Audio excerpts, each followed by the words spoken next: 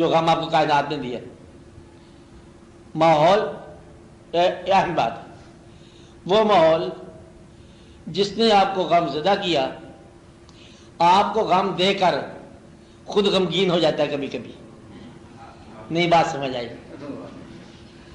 غم دینے کے بعد غم دینے والا بھی غمگین ہو جاتا ہے، اور پھر اس طرح آپ کا غم جو ہے نا وہ پرورش پاتا ہے کہ غم دینے والی شے غم دینے کے بعد خود غم زدہ ہے.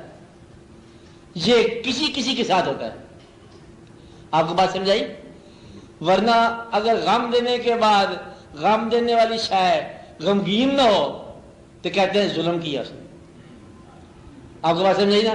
کائنات ظالم ہے، غم دیا اور سورج صاحب چمکتے رہے اور ہم غم زدہ رہے. میری دنیا میں جگنو کی روشنی ہی نہ رہی اور اس کی دنیا میں روشنیوں کے فوارے رہے. کیا رہے؟ سمجھ آئی بات؟ یہ کیا ہے؟ یہ ظلم کی تعریف ہے.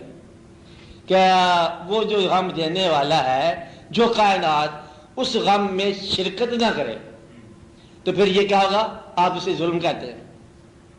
اور اگر آپ کو یہ محسوس ہو کچھ عرصہ کے بعد کہ غم دینے کے بعد وہ ماحول بھی غمگین ہو گیا تو پھر آپ کا غم جو ہے نا وہ چیسٹ ہو جائے گا، نوبل ہو جائے گا کہ غم اب ایک امانت کے طور پر پرورش پائے گا. نہیں بات سمجھ آئی؟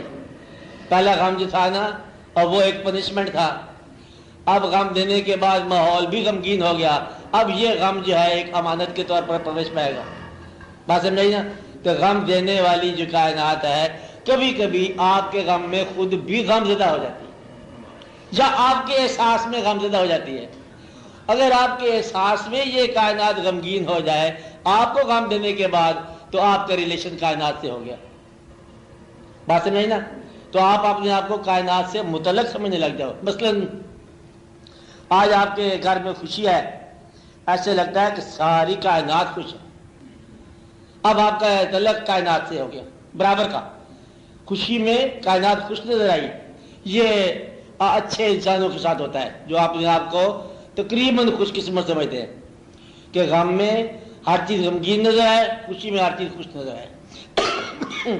میری بات سمجھ آ رہی ہے آپ کو؟ کبھی کبھی آپ کے غم میں اگر کائنات خوش نظر آئے ظلم، آپ کی خوشی میں کائنات غمگین نظر آئے تو یہ ڈسکوارڈینیشن، کوئی نہیں بات بنی. کبھی کبھی ایسا ہوتا ہے کہ ایک انسان جسے فطرت پرورش دیتی ہے یا پرورش کرتی ہے جس کی، وہ کائنات کا اتنا ہی اہم حصہ ہو جاتا ہے جیسے باقی کائنات.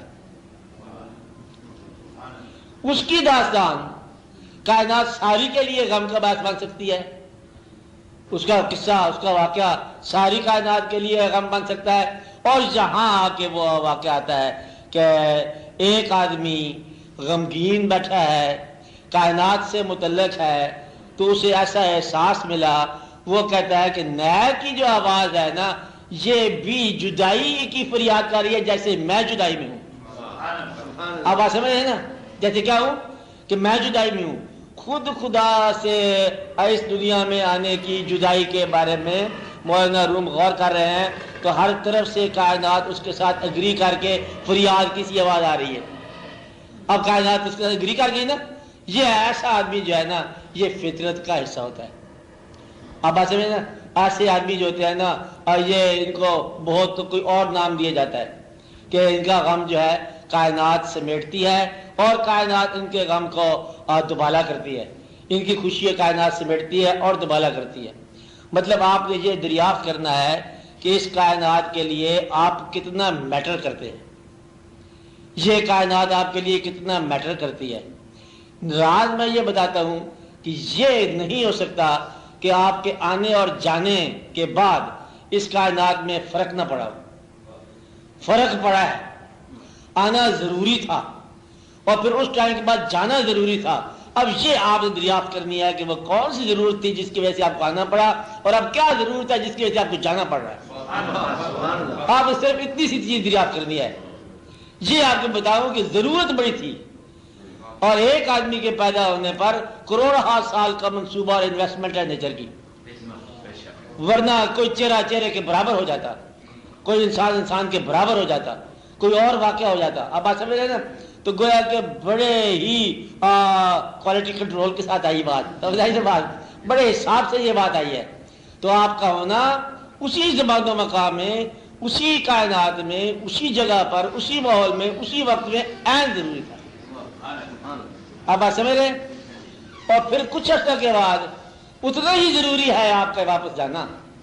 اور اگر اہل عقیدہ ہو اور اہل عقل ہو اور آپ کو آنے کا اہمیت نہ پتہ ہو اور جانے کی ضرورت نہ پتہ ہو تو آپ یہ سمجھو کہ آپ غافل ہو. آپ بات سمجھ رہے ہیں؟ نیچر کا کوئی بھی عمل جو ہے نا وہ بے مقصد نہیں ہے. آپ کے ہونے کا مقصد آپ نے دریافت کرنا ہے، اور یہ مقصد جو ہے اس وقت دریافت ہوتا ہے جب آپ اس کائنات کے ساتھ مالک کائنات کے حوالے سے متعلق ہو. اب بات میں ہے نا کہ یہ جو آپ مثلاً آپ محنت کر رہے ہیں، محنت کا نتیجہ کامیابی ہے، تو یہ تو آپ کہہ رہے ہیں نا عقل سے کامیابی ملی. عقل کو بنانے والے کا شکریہ کرو اور احساس کرو کہ اس نے آپ کو کامیابی دینے کے لیے ایک خاص قسم کی آپ کو عقل عطا فرمائی جو خاص ماحول میں چلتی ہوئی خاص کامیابی تک پہنچی. اسی طرح اس نے آپ کو ایک خاص دل دیا جو ہر حال میں چلتے چلتے کہیں نہ کہیں غمگین ہو جاتا ہے.